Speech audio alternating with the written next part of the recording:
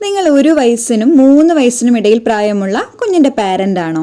അങ്ങനെയാണെങ്കിൽ കുഞ്ഞുങ്ങളെ കൃത്യമായി ഫീഡ് ചെയ്ത് നന്നായി ഭക്ഷണമൊക്കെ കൊടുത്ത് നല്ല ഉറക്കവും ഉറപ്പാക്കിയാൽ മാത്രം അവർ മിടുക്കരായി വളരുമോ? ഇത് കൂടാതെ അവരെ സ്മാർട്ടാക്കാനും അവരുടെ ബുദ്ധിശക്തി വർദ്ധിപ്പിക്കാനും ഒക്കെ ആയിട്ട് നമുക്ക് വേറെ എന്തൊക്കെ കാര്യങ്ങൾ ചെയ്യാൻ പറ്റുമെന്നുള്ളതിനെ കുറിച്ച് വിശദമായിട്ട് പറയാം. ഹായ്, ഞാൻ ഡോക്ടർ അജിന, ആയുർവേദ ഫിസിഷ്യൻ ആണ്. ഇത്തരത്തിലുള്ള കൂടുതൽ വീഡിയോസിനായി മറക്കാതെ ചാനൽ ഒന്ന് സബ്സ്ക്രൈബ് ചെയ്യാം. കുഞ്ഞുങ്ങളുടെ ബുദ്ധി വളർച്ച അതിവേഗം നടക്കുന്നത് ഈ പറയുന്ന ആദ്യത്തെ 1 വയസ്സ് മുതൽ 3 വയസ്സ് വരെയുള്ള കാലയളവിൽ തന്നെയാണ്. ഈ സമയങ്ങളിൽ ഓരോ സെക്കൻഡിലും 100 കണക്കിന് പുതിയ ന്യൂറോൺ കണക്ഷനുകളാണ് രൂപപ്പെടാറ്. ഈ പ്രായങ്ങളിൽ കുഞ്ഞുങ്ങളെ മിടുക്കരാക്കി വളർത്താൻ പറ്റിയ സമയമാണ്. നിങ്ങളുടെ കുറച്ചധികം സമയം കുഞ്ഞുങ്ങൾക്കായി കരുതണമെന്ന് മാത്രം. ഈ കാലയളവിൽ നിങ്ങൾ പഠിപ്പിക്കുന്നത് എന്തും അവർക്ക് വളരെ വേഗത്തിൽ ഗ്രഹിക്കാൻ കഴിയും എന്ന് കരുതി നിർബന്ധിച്ച് ഈ ആൽഫബറ്റ്സോ അല്ലെങ്കിൽ അക്ഷരമാലയോ ഒന്നും പഠിപ്പിക്കേണ്ട സമയമല്ല ഇത്. അതൊക്കെ അവർ വഴിയേ പഠിക്കും. ആദ്യം അവർ മാതാപിതാക്കൾക്കൊപ്പം യാതൊരു ഭയവുമില്ലാതെ സ്നേഹത്തിൻ്റെയും ലാളനയുടെയും ഒക്കെ രുചിയാണ് പഠിക്കേണ്ടത്. ഈ സമയങ്ങളിലൊക്കെ കുഞ്ഞുങ്ങളെ എത്രത്തോളം സ്നേഹവും കരുതലും കൊടുത്ത് ലാളിക്കാമോ അത്രയും തന്നെ യാതൊരു പിശുക്കും കാണിക്കാതെ ചെയ്യണം. ഇതിൻ്റെ പേരിൽ അവർ ഒരിക്കലും വാശിക്കാരാകില്ല. മറിച്ച് ഭാവിയിൽ സുരക്ഷിതത്വ ബോധമുള്ള നന്മയുള്ള സ്നേഹമുള്ള കുഞ്ഞുങ്ങളായി വളരും. നിങ്ങൾ നൽകുന്ന ഓരോ ചുംബനങ്ങളും ഓരോ കെട്ടിപ്പിടിക്കലുകളും ലാളനയും ഒക്കെ നാളേക്കുള്ള ഒരു ഇൻവെസ്റ്റ്മെന്റ് ആണ്. കുഞ്ഞുങ്ങളുടെ വൈകാരികമായ വളർച്ച നടക്കുന്ന ഘട്ടമായതിനാൽ ദേഷ്യവും വാശിയും സങ്കടവും തുടങ്ങി എല്ലാവിധ വികാരങ്ങളും നന്നായി അവർ പ്രകടിപ്പിക്കുന്ന സമയമാണിത്.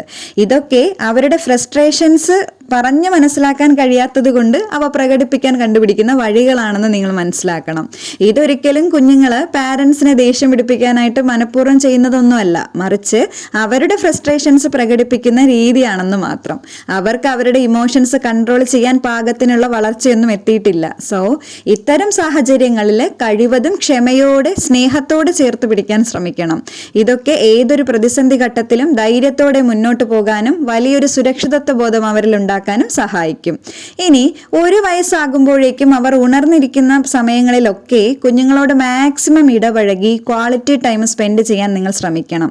അവരുടെ മുഖത്തേക്ക് നോക്കി ചിരിച്ചുകൊണ്ട് പേരെടുത്ത് വിളിച്ച് തന്നെ സംസാരിക്കാൻ ശ്രദ്ധിക്കണം. കുഞ്ഞുങ്ങളെ ഹഗ് ചെയ്യുന്നതും തലോടിയും ഒക്കെ തന്നെ അവരോട് സംസാരിക്കാൻ ശ്രമിക്കുക. ഇതൊക്കെ അവരുടെ ടച്ച് സെൻസിനെ സ്റ്റിമുലേറ്റ് ചെയ്യുന്നത് വഴി ബ്രെയിൻ ഡെവലപ്മെന്റിന് സഹായിക്കുന്നതാണ്. ബ്രൈറ്റ് കളേഴ്സിലുള്ള ബോർഡ് ബുക്കുകളൊക്കെ കാണിച്ച് അതിലെ ചിത്രങ്ങളൊക്കെ എക്സ്പ്ലെയിൻ ചെയ്ത് കൊടുക്കാം. അതുപോലെ കിലുക്ക് പോലുള്ള ടോയ്സുകളൊക്കെ കൈ പിടിച്ച് കളിപ്പിക്കണം. അതുപോലെ തന്നെ കൈ കൊണ്ട് മുഖം മറച്ച് ഒളിച്ച് കളിപ്പിക്കാം. വീട്ടിൽ ഉപയോഗിക്കുന്ന പ്ലേറ്റ്, സ്പൂണ്, ഗ്ലാസ് ഇവയൊക്കെ വെച്ച് കുഞ്ഞുങ്ങളെ കളിപ്പിക്കുന്നതും അവരുടെ ഇമാജിനേഷൻസ് കൂട്ടാനും ബ്രെയിൻ ഡെവലപ്മെന്റിനും ലാംഗ്വേജ് ഡെവലപ്മെന്റിനും നന്നായി സഹായിക്കും. അതുപോലെ തന്നെ ഈ സമയങ്ങളിൽ കുഞ്ഞുങ്ങൾക്ക് ധാരാളം ബുക്കുകൾ വായിച്ചു കൊടുക്കാൻ ശ്രമിക്കുക. ലാംഗ്വേജ് ഡെവലപ്മെന്റ് വളരെ പീക്ക് ലെവലിൽ നടക്കുന്ന ഒരു സമയമാണ് ഈ 1 വയസ്സെന്ന് പറയുന്നത്. അപ്പോൾ ഇത്തരത്തിൽ ബുക്കുകളൊക്കെ വായിക്കുന്നത് അവർക്ക് ചിലപ്പോൾ അത് മുഴുവനും മനസ്സിലാവണമെന്നൊന്നുമില്ല. പുതിയ പുതിയ വാക്കുകളും അത് പറയുമ്പോഴുണ്ടാകുന്ന നിങ്ങളുടെ എക്സ്പ്രഷൻസും എല്ലാം കുഞ്ഞുങ്ങളെ നന്നായി സ്വാധീനിക്കും. അതുപോലെ തന്നെ ഈ സമയങ്ങളിൽ കുഞ്ഞുമായി പുറത്തൊക്കെ നടക്കാൻ കൊണ്ടുപോകുന്നതൊക്കെ അവരെ വേഗത്തിൽ സോഷ്യലൈസ് ചെയ്യാൻ സഹായിക്കുന്ന ഒന്നാണ്. ഇപ്പോൾ പോകുന്ന വഴിയിലൊക്കെ നിങ്ങൾ മറ്റുള്ളവരോട് ഇടപഴകുന്നതൊക്കെ മനസ്സിലാക്കി അവർ നന്നായി പെരുമാറാനും ചിലപ്പോൾ പഠിക്കും. നിങ്ങൾ കുഞ്ഞുങ്ങൾ എങ്ങനെയാകണമെന്ന് ആഗ്രഹിക്കുന്നുവോ അതൊക്കെ നിങ്ങൾ തന്നെ ചെയ്ത് അവരെ ബോധ്യപ്പെടുത്തിയാൽ അവരും അതുപോലെ തന്നെ ചെയ്യാൻ തുടങ്ങും. ഇപ്പോഴൊക്കെ ബിൽഡിംഗ് ബ്ലോക്സ് പോലുള്ള ടോയ്സുകളൊക്കെ വെച്ചിട്ട് ഓരോ രൂപങ്ങളൊക്കെ ഉണ്ടാക്കി കളിപ്പിക്കുന്നതും വളരെ നല്ലതാണ്. ഇനി 2ാമത്തെ വയസ്സിലേക്കൊക്കെ കടക്കുമ്പോൾ കുഞ്ഞുങ്ങളുടെ സംശയങ്ങൾ ചോദിക്കാനും ചോദ്യങ്ങൾ ചോദിക്കാനും ഒക്കെ നന്നായി തുടങ്ങും. അപ്പൊ ഇതിനെ വളരെയധികം പ്രോത്സാഹിപ്പിക്കണം. അതായത് കുഞ്ഞുങ്ങൾ ചോദിക്കുമ്പോൾ അതെന്താ അമ്മ അങ്ങനെ, അല്ലെങ്കിൽ ഇതെന്ത് ചെയ്യാനാണ് തുടങ്ങി ചിലപ്പോൾ അവർ ചോദിച്ചത് തന്നെ പിന്നെയും ആവർത്തിച്ച് ചോദിച്ചുകൊണ്ടേയിരിക്കും. എന്നിരുന്നാലും ക്ഷമയോടെ കഴിയുന്ന രീതിയിൽ ശരിയായ ഉത്തരം തന്നെ അവർക്ക് മനസ്സിലാകുന്ന തരത്തിൽ പറഞ്ഞു കൊടുക്കാൻ ശ്രമിക്കണം. അതുപോലെ നിങ്ങളും അവരോട് ചോദ്യങ്ങൾ ചോദിക്കണം. ഉദാഹരണത്തിന് ഇപ്പോൾ കുഞ്ഞിനൊരു സ്റ്റോറി പറഞ്ഞു കൊടുക്കുന്ന സമയമാണെങ്കിൽ ആ സ്റ്റോറിയുടെ ഉള്ളിലെ കാര്യങ്ങൾ, ഇപ്പോൾ അതാരാ മോനെ അങ്ങനെ ചെയ്തത്, അങ്ങനെ കഥയിലെ കാര്യങ്ങളൊക്കെ ഒരു ചോദ്യ രൂപേണ അവരോട് തന്നെ ചോദിക്കാം. ഇതൊക്കെ കുഞ്ഞിൻ്റെ ബ്രെയിൻ ഡെവലപ്മെന്റിനും ഇമാജിനേഷൻസ് കൂട്ടാനും ലാംഗ്വേജ് ഡെവലപ്മെന്റിനും ഒക്കെ വളരെ ഇമ്പോർട്ടൻ്റ് ആണ്.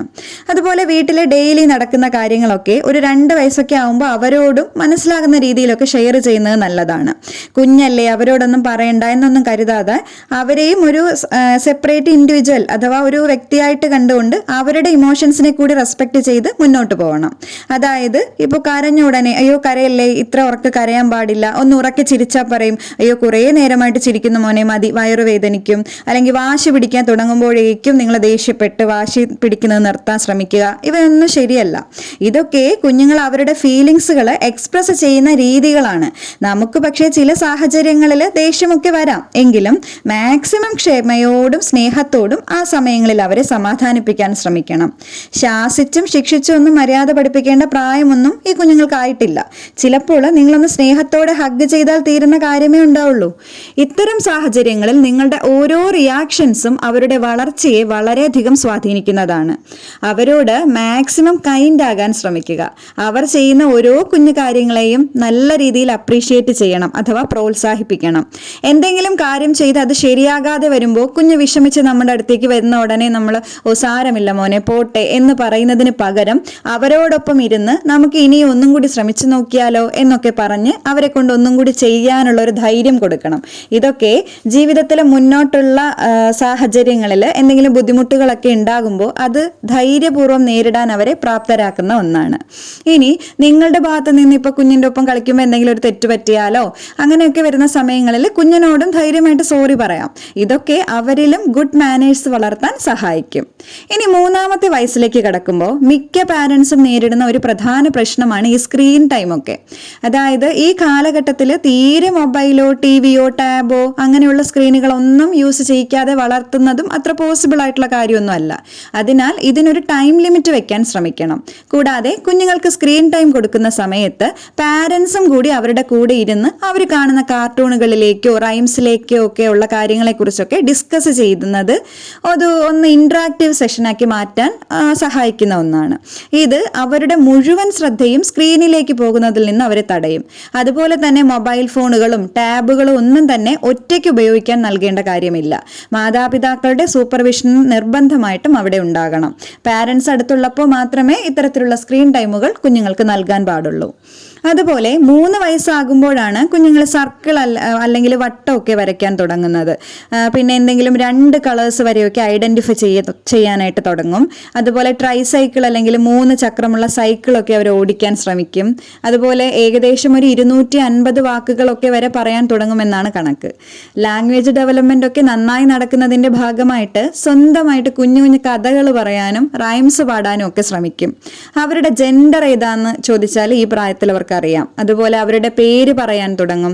അവർ പ്രത്യേകിച്ച് വലിയ ലോജിക്കൊന്നും ഇല്ലാതെ ഇമാജിൻ ചെയ്ത് പറയുന്ന കുഞ്ഞു കുഞ്ഞു കഥകൾക്കൊക്കെ നിങ്ങൾ വലിയ പ്രോത്സാഹനം നൽകുന്നത് അവരുടെ ഇമാജിനറി സ്കിൽസ് കൂട്ടാനും ലാംഗ്വേജ് വളരാനും വളരെ സഹായകമാകും.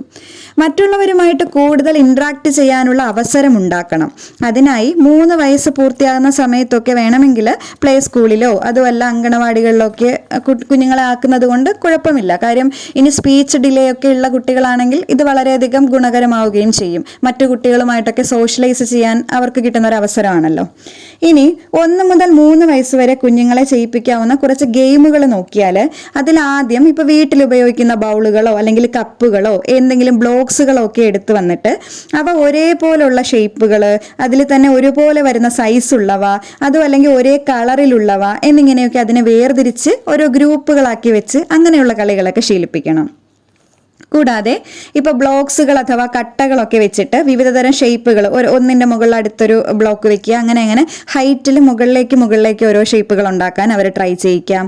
അതുപോലെ തന്നെ കഥകളൊക്കെ വായിച്ചു കൊടുക്കുമ്പോൾ അതിലേതെങ്കിലും ചിത്രങ്ങളിലേക്കൊക്കെ കൈ ചൂണ്ടിയിട്ട് അതെന്താണെന്ന് ആദ്യം നിങ്ങൾ പറഞ്ഞു കൊടുക്കണം. എന്നിട്ട് അത് അവരോട് തിരിച്ച് ചോദിക്കുകയും ചെയ്യണം. ഉദാഹരണത്തിന് മോനെ ഇതാണ് പപ്പി എന്ന് തൊട്ട് കാണിച്ച് പപ്പിയുടെ പടം കാണിച്ച് അങ്ങനെ അവരോട് പറഞ്ഞ ശേഷം പപ്പി എവിടെയെന്ന് അവരോട് തന്നെ തിരിച്ചു ചോദിക്കണം. ഇങ്ങനെ ഇൻട്രാക്ട് ചെയ്തിട്ടുള്ള വായനാ രീതികൾ കുഞ്ഞുങ്ങളുടെ ക്രിയേറ്റിവിറ്റിയും ലാംഗ്വേജും നല്ല രീതിയിൽ ഇംപ്രൂവ് ആക്കും. അതുപോലെ തന്നെ ബേബി ഫ്രണ്ട്ലി ആയിട്ടുള്ള കളേഴ്സും ക്രയോൺസും ഒക്കെ കൊടുത്തിട്ട് ഒരു പേപ്പറിലോ ബുക്കിലോ ഒക്കെ അവർക്ക് ഇഷ്ടമുള്ള രീതിയിൽ കുത്തിക്കുറിക്കാൻ കൊടുക്കണം. അത് അവർക്ക് ഇഷ്ടമുള്ള പോലെ ചെയ്തോട്ടെ, നമ്മൾ അധികം അതിൽ ഇന്റർഫിയർ ചെയ്യാത്തതാണ് നല്ലത്. ഇത് കുഞ്ഞുങ്ങളുടെ ക്രിയേറ്റിവിറ്റിയും ഇമാജിനേഷനും കൂട്ടി ബ്രെയിൻ ഡെവലപ്മെന്റിന് വളരെയധികം സഹായിക്കും. കൂടാതെ ഇത് അവരുടെ കൈകളുടെയും വിരലുകളുടെയും ചലനവും മെച്ചപ്പെടുത്തും. ശ്രദ്ധിക്കേണ്ട കാര്യം ഇത്തരം സന്ദർഭങ്ങളിൽ പാരൻസിന്റെ സൂപ്പർവിഷൻ ഉറപ്പായിട്ടും ഉണ്ടാകണം. അല്ലാത്ത പക്ഷം കുഞ്ഞുങ്ങൾ ഇവ വായിലേക്കോ മൂക്കിലേക്കോ ഒക്കെ ഇടാനുള്ള സാധ്യത കൂടുതലാണ്. അതുപോലെ കളിപ്പാട്ടങ്ങളൊക്കെ ഒരു തുണി കൊണ്ട് മൂടി വെച്ച ശേഷം അത് കണ്ടുപിടിക്കാൻ പറയുക. ഇത് അവരുടെ ഓർമ്മശക്തി കൂട്ടാനൊക്കെ വളരെ ഹെൽപ്ഫുൾ ആവും. അതുപോലെ മണ്ണ്, വെള്ളം തുടങ്ങി വ്യത്യസ്ത ടെക്സ്ചറിലുള്ള വസ്തുക്കളൊക്കെ തൊട്ട് കളിക്കാനും അവരെ അനുവദിക്കണം. ഇത് കുഞ്ഞുങ്ങളുടെ സ്പർശനശേഷി വളരെ മെച്ചപ്പെടുത്തുന്നതാണ്. പല നിറത്തിലുള്ള വസ്തുക്കൾ വെച്ചിട്ട് അതിൽ ഒരേ നിറത്തിലുള്ളവ ഒരുമിച്ചാക്കാനൊക്കെ അവരെ ഹെൽപ്പ് ചെയ്തുകൊണ്ട് ട്രൈ ചെയ്യിക്കാം. ഇത് അവരുടെ ചിന്താശേഷി കൂട്ടാൻ സഹായിക്കും. പറ്റുമ്പോഴൊക്കെ കഥകളും പാട്ടുകളും ഒക്കെ പറഞ്ഞു കൊടുക്കാനും പ്രത്യേകം ശ്രദ്ധിക്കണം. ഇതുപോലെ വളരെ പ്രധാനപ്പെട്ട മറ്റൊരു കാര്യമാണ് കുഞ്ഞുങ്ങളുടെ ഭക്ഷണം. അധികം ഉപ്പും മധുരവും ഇല്ലാത്ത ഭക്ഷണങ്ങൾ തന്നെ ഈ ഒരു കാലയളവിൽ നൽകാൻ ശ്രമിക്കണം. ജങ്ക് ഫുഡുകളും ബേക്കറി പലഹാരങ്ങളും മിഠായികളും പാക്കറ്റ് ജ്യൂസുകളും ഒക്കെ ഒഴിവാക്കാം. അതുപോലെ തന്നെ ചോറ്, കഞ്ഞി, റാഗി, ഗോതമ്പ്, ചെറുപയർ, പരിപ്പ്, കടല, വേവിച്ച് ഉടച്ച് എടുത്ത പച്ചക്കറികൾ, പഴവർഗ്ഗങ്ങൾ, മുട്ട, മുള്ള് മാറ്റിയെടുത്ത മീൻ, നട്ട്സ് ഒക്കെ പൊടിച്ചത് എന്നിവയൊക്കെ ഭക്ഷണത്തിൽ നിർബന്ധമായും ഉൾപ്പെടുത്തുന്നുണ്ടോ എന്ന് നിങ്ങൾ ശ്രദ്ധിക്കേണ്ടത് വളരെയധികം അത്യാവശ്യമാണ്. ഇത്തരം കാര്യങ്ങളിലൊക്കെ ഒന്ന് ശ്രദ്ധിച്ച് അവരുടെ ഈ മനോഹരമായ കാലഘട്ടത്തിൽ നിങ്ങളുടെ മാക്സിമം സപ്പോർട്ടും കൂടി കൊടുക്കുകയാണെങ്കിൽ കുഞ്ഞുങ്ങളെ വളരെ മിടുക്കന്മാരായിട്ട് വളർത്തിയെടുക്കാൻ സഹായിക്കുന്നതാണ്. പ്രധാനമായിട്ടും ഇത്രയും കാര്യങ്ങളാണ് ഈ ഒരു ടോപ്പിക്കിനെ കുറിച്ച് പറയാനുള്ളത്. കുഞ്ഞുങ്ങളുടെ ഡെവലപ്മെൻറ്റുമായിട്ടൊക്കെ ബന്ധപ്പെട്ട് എന്തെങ്കിലും സംശയങ്ങളൊക്കെ ഉണ്ടെങ്കിൽ കമൻറ്റ് ബോക്സിലൂടെ ചോദിക്കാം. അതുപോലെ ഈ ഒരു ഏജ് ഗ്രൂപ്പിനുള്ളിൽ നിങ്ങളുടെ കുഞ്ഞുങ്ങൾ എന്തൊക്കെ കാര്യങ്ങളാണ് ചെയ്യാറുള്ളതെന്നൊക്കെ ഉള്ളത് ഒന്ന് കമൻറ്റിലൂടെ ഷെയർ ചെയ്യാം. ഈ വീഡിയോ ഇഷ്ടമായെങ്കിൽ please do like, share, comment and subscribe. Thank